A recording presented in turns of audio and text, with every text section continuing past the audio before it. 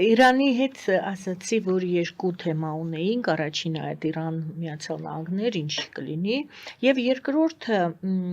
այս ինֆորմացիան արդեն կար հնչել էր։ Այժմ Իրանի փոխարտգործնախարարը կրկին կրկնեց, որ Իրանը ասում է հետևյալը. մենք Իրանը պետք է իր ջանքերը կենտրոնացնի Հայաստանի հետ ռազմավարական հարաբերությունների փաստաթուղթ ստորագրելու ուղղությամբ։ Նա ասում է, որ քանի դեռ երկու կողմերն էլ ցույց են տալիս իրենց հետաքրքրությունը, այսինքն եւ Իրանը եւ Հայաստանը այժմ ցույց են տալիս իրենց շահագրգռվածությունը ռազմավարական հարաբերությունների փաստաթուղթ ստորագրելու ուղղությամբ, մենք պետք է աշխատենք ավելի քրտնաջան նպատակին հասնելու համար։ Եկեք հիմա դիտարկենք սա ինչ փաստաթուղթ է ռազմավարական հարաբերությունների փաստաթուղթ եւ հիշենք այդ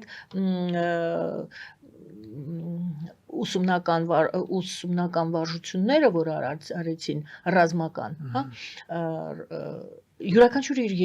երկրի տարածքում արեց, բայց երկուսն էլ ոնց որ թե համատեղ էր համատեղարից ճիշտ սինխրոնիզացված են, համատեղ ասել է ճիշտ։ Եկեք տեսնենք հայ-իրանական հարաբերությունները այն կոնտեքստում, որում մենք դիտարկեցինք, ինչ դիտարկեցինք, առաջինը, որ Իրանը եւս հետաքրքրված է Հայաստանի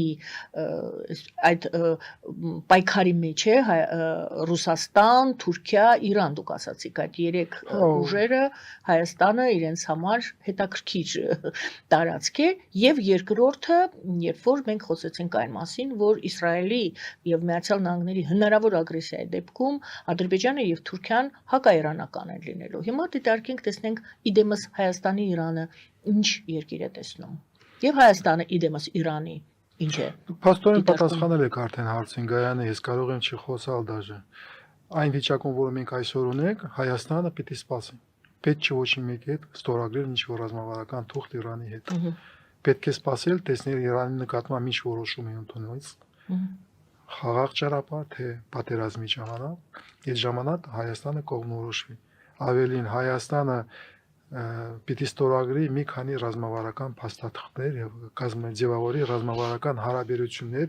ուրիշ ուժային կենտրոնների հետ եւ Իրանը այստեղ առաջնորդը չի, առաջինը չի այդ քայլը։ Հայաստանը պիտի ջանքեր դնի եւ ստորագրի ռազմավարական փաստաթուղթ շրջանակային փաստաթուղթ Ֆրանսիայի հետ, Հնդկաստանի հետ, Միացյալ Նահանգների հետ, հետո Հայաստանը կարող է մտածի եւ ռազմավարական հարաբերություններ ձևավորի Եգիպտոսի հետ, ասենք, արաբական երկրների հետ։ Իսկ հետո զուգահեռ կարելի է մտածել Սաուդիա Արաբիայի եւ Իրանի հետ ստորագրել ռազմավարական հարաբերությունների փաստաթուղթ։ Դա տեսնում եք ինչքան երկար եւ նուրբ process է դառնում։ Եվ հայկական դիվանագիտության գլուխը դրա մասին եւ Նիկոլ Փաշինյանի գլուխը դրա մասին չպիտի ցավի, ճակետներում չպիտի ցավի։ Այդ խնդիրները հորիզոններից հեռու են։ Դու այսօր պիտի մտածես լրիվ հարցերի մասին, պիտի ասես շնորհակալություն Իրանին, որ դա այդպես ցանկություն ունես, մենք կմտածենք դրա մասին, ողջունելի է ձեր ցանկությունը, բայց որևէ կոնկրետ քայլ այդ ուղղությամբ այն վիճակում, որ մենք այսօր ունենք, անել չի կարելի։ Շնորհակալ եմ եւ մեր զրույցի վերջում դիտարկենք Նիկոլ Փաշինյանի երկու այսօր շատ է խոսվել, շատ հայտարարություններ են արվել, երկուսի վրա ես կցանկանայի մեր բոլորիս ուշադրությունը դարձնել։ Առաջինը, նա ասում է Ադրբեջանի զինված ուժերի կողմից հրադադարի ռեժիմի հաճախի խախտումներով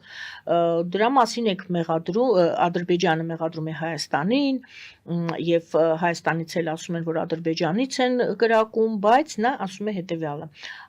Ադրբեջանի կողմից թույլտված հրադադարի ռեժիմի խախտումները հիմա իր մեջբերումը հիմնականում կրում են չթիրախավորված բնույթ,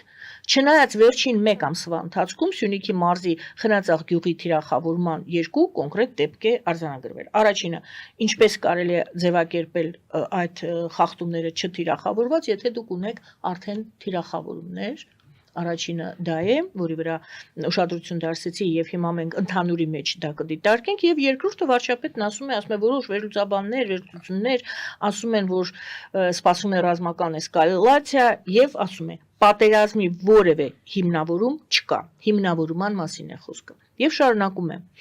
Հայաստանն ու Ադրբեջանը ճանաչել են միմյանց տարածքային ամբողջականությունը, ինքնիշխանությունը, միջազգայինորեն ճանաչված սահմանի անխախտելիությունը Հայաստանի եւ Ադրբեջանի երկկողմ եղել է այդ ճանաչումը, պարոն Արզումանյան։ Չկա հայտարարություն։ Ներեցեք, ես ընդհատում եմ, բայց դա մեկնաբանել Չէ, ես կանգնեցի, որովհետև ընթերցեցի եւ ասում է Հայաստանը եւ Ադրբեջանը ճանաչել են միմյանց։ Մենք ինչ որտեղ գուցե մենք բաց ենք, բաց թողում է, իմ կողմից է բաց թողում, գուցե ես։ Չկա։ Ադրբեջանը ինչ որ ձևով ճանաչում է, թե դա այդ Ալմաթին է, որը էլի տենց པարզ չի։ Գուցե Ալմաթին նկատի ունի բանը։ Գայանը ես չեմ կարող մեկնաբանել Հայաստանի վարչապետի ասածը, որովհետև դրանք լրիվ հակասում են իրականության։ Հայաստանի վարչապետը լրիվ կտրված է իրականությունից, ռազմական իրականությունից, որովհետև պատերազմը չի դադարել, մենք ունենք հրադադար, պատերազմը շարունակվում է, հիբրիդային մեթոդներով շարունակվում է։ Մենք չունենք որևէ դիվանագիտական process, որտեղ դու կարող ես հայտարարես, որ երկու կողմը չեն հայտարարել իրաց ճանաչումին սահմանները եւ այլ, Ադրբեջանը հայտարարել է, որ ինքը ուզում է վերցնել Սյունիքը եւ Զանգեզուրի միջանցքը։ Դա մանից ասում է։ Ադրբեջանի կողմը խոսում է արևմտյան Ադրբեջանի մասին եւ այլ։ Փաստորեն ես սկսում եմ մեկնաբանել ջերմուկից դեռ ջերմուկը եւ այլ, то есть ես չեմ ուզում մեկնաբանել Հայաստանի վարչապետի խոսքերը, իրան կարծիքը, իրար հայտարարությունը լրիվ կտրված են իրականությունից։ Ինձ ավելի ուղղակի ցավալի է, որ դա լսում եմ Հայաստանի պարլամենտի ամբիոնից։ Դա վարկաբեկում է եւ մեծ հարված է հասցնում հայկական պետականության վրա, որտեղ ողջ աշխարհը տեսնում է ինչքան ոչ adekvat է Նիկոլ Փաշինյանը։ Եվ դա կօգտագործվի, իրանք կմանիպուլյացնեն։ Եվ ես որպես փորձագետ, որպես անձնավորություն, որպես քաղաքացի, որպես հայ, ստիպված եմ մտածել ոչ թե ուրիշ ուղղությունների մասին, որը մենք խոսացել ենք, բայց պիտի մտածեմ, ոնց ես պիտի կարողանամ ինչ-որ սահմաններում պահեմ իմ երկրի իշխանություններին եւ Նիկոլ Փաշինյանին, որտեղ եւ իշխանությունը եւ Նիկոլ Փաշինյանը փաստորեն ոչ adekvat են եւ կտրված են իրականությունից։ Եվ հրմբակոծում են քո յուղերը, դու ասում ես, որ պատերազմը վերջացել է։ Ոնց մեկնաբանես, պետք չի։ Դրա համար ուղղակի այստեղ մեր բեռն է ծանրանում